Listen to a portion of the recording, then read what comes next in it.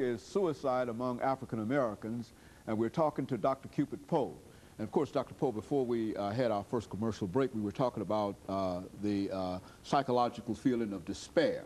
Let's move that a little beyond that and to talk about people who exhibit behaviors of despair, the relationship between people who are in a state of despair and their behavior, either before or after despair. Let's talk about it from that perspective. All right.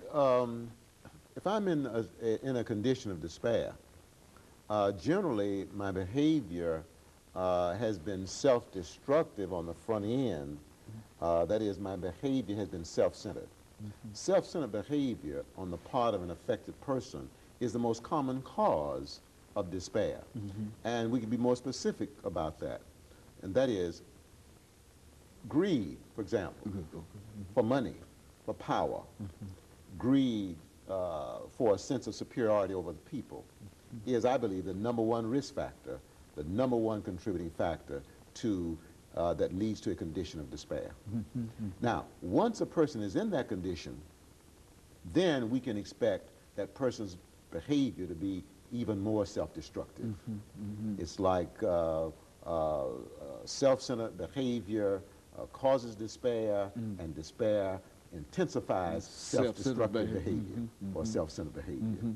Okay? And so people in a condition of despair, they're more likely to abuse alcohol, they're more likely to abuse drugs, they're more likely to be sexually promiscuous, they're more likely to get into fights inappropriately, they're more likely to be mentally abusive of the spouse and physically abusive of the spouse and the children, they're more likely to be sexually abusive, okay? They're more likely to commit adultery, they're more likely to get involved in fast money-making schemes, illegal money-making schemes, all right?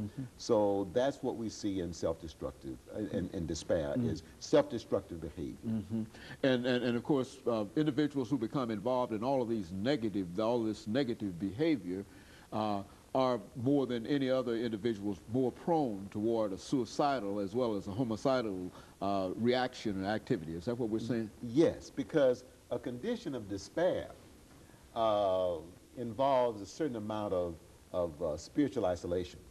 If I'm in a condition of despair as a result of being self-centered, as a result of doing my own thing, as a result of rejecting the authority of God, then that means I don't have the right relationship with God.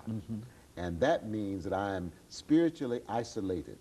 And spiritual isolation contributes to social isolation.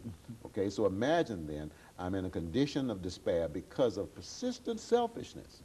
And so that isolates me, even from family members. I don't feel close to them. I'm there, but I don't feel close. I don't feel close to anybody, all right? And so that increases my sense of alienation. It increases mental, emotional, and spiritual pain. And so I'm likely then to do something to get rid of the pain. And sometimes that's a suicide attempt or a completed suicide.